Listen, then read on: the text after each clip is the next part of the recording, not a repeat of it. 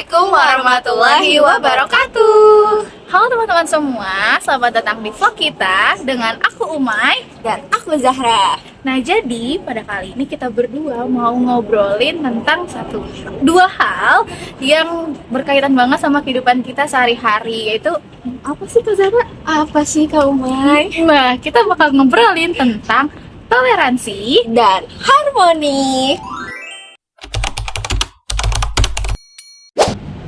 Jadi kita simak semuanya sampai habis. Jadi di dunia ini kita hidup penuh dengan perbedaan, mulai dari agama, terus budaya, dan hobi. Nah, justru itu tuh yang membuat dunia ini tuh semakin menarik. Nah, jadi di sini gimana sih caranya kita hidup berdampingan dengan damai?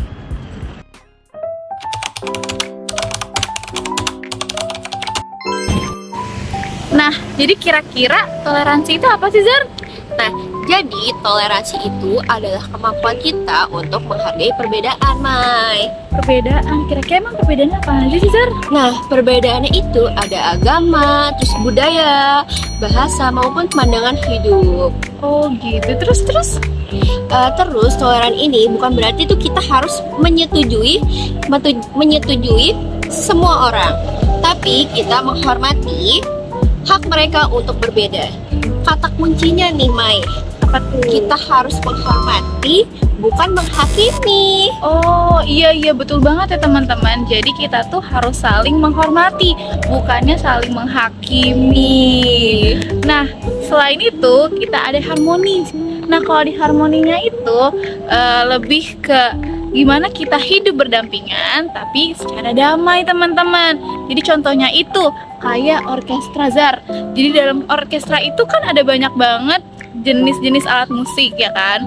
Nah dengan berbagai jenis alat musik itu bisa menghasilkan suara yang sangat-sangat indah. Jadi adanya perbedaan itu sebenarnya bikin dunia ini tuh terasa indah, ya kan? Iya betul guys. Jadi kita tuh harus menyelaraskan antara menghormati dan antara toleransi dan harmoni. Nah, jadi pada intinya itu toleransi itu adalah dasarnya dan harmoni itu adalah hasilnya nih, Mai. Jadi kalau kita toleran, otomatis kita menciptakan lingkungan yang harmoni. Wah, betul banget ya teman-teman. Nah teman-teman, di dunia ini tuh penuh banget dengan keberagaman. Dan keberagaman itu merupakan sebuah kekuatan, bukannya kelemahan. Jadi tanpa adanya keberagaman, kita akan sulit untuk menciptakan lingkungan yang damai dan harmonis. Contohnya di kehidupan kita sehari-hari, kita hidup berdampingan dengan para tetangga kita yang pastinya dengan latar belakang yang berbeda. Jadinya toleransi itu penting banget teman-teman untuk kita lakukan agar bisa hidup dengan damai dan tanpa konflik. Waduh, betul banget. Nah, selanjutnya aku ada tips untuk kita menjaga toleransi dan harmoni nih, Mai. Tips? Wow, Iya. boleh kasih tahu dong tipsnya. Jadi yang pertama itu dengar dan belajar.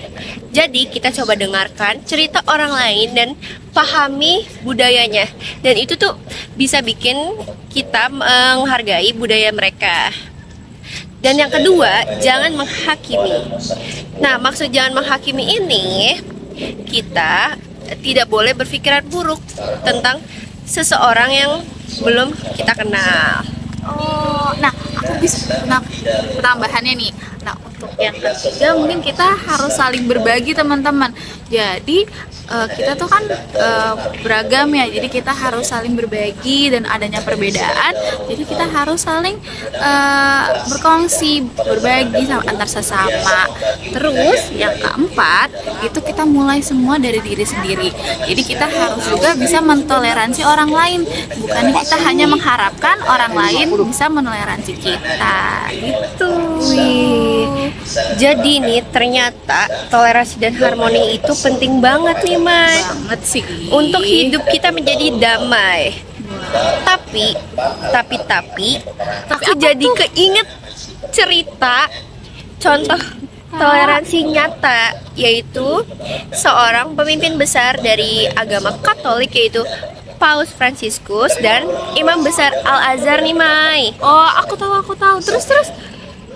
Nah, kebetulan teman-teman, Kebetulan banget kita lagi di mana? Istiqlal. yang lokasinya tepat banget berseberangan dengan katedral. Jadi ini merupakan salah satu bentuk toleransi yang ada di Indonesia nih teman-teman. Iya, betul. Nah, teman-teman, jadi kita lagi ada di silaturahmi. Nah, jadi torongan silaturahmi ini menjadi contoh nyata dari toleransi dan harmoni. Nah, dorongan silaturahmi ini menghubungkan antara katedral yaitu gereja Katolik terbesar di Indonesia dengan Masjid Istiqlal. Betul. Nah, selanjutnya teman-teman, kita mau lihat yuk terowongan silaturahmi itu ada apa aja sih? Yuk teman-teman.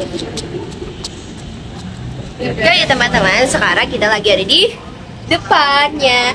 Tapi sayangnya teman-teman, pintunya dikunci. Karena ini baru banget kemarin diresmikan oleh presiden kita ya kan. Betul. Jadi ini memang masih belum dibuka untuk umum. Mungkin soon ya kita bakal bisa coba ini teman-teman terowongan silaturahmi ini. Betul teman-teman. Nah, isinya ini kurang lebih kayak gini nih teman-teman.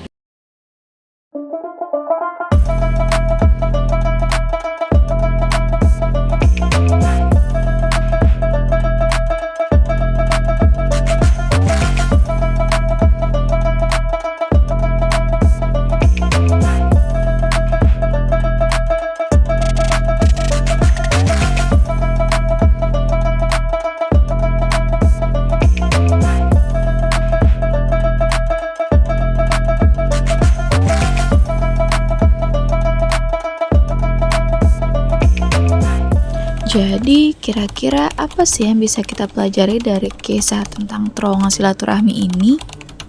Nah, ada banyak nih Mai. Yang pertama, kita harus ingat bahwa perbedaan itu indah. Dunia jadi lebih warna karena kita nggak sama. Kedua, selalu cari jalan untuk memahami orang lain, seperti terowongan yang menghubungkan masjid dan gereja. Nah, betul. Dan yang terakhir, mulai dari hal kecil, misalnya menghargai teman-teman kita yang memiliki agama maupun budaya yang berbeda.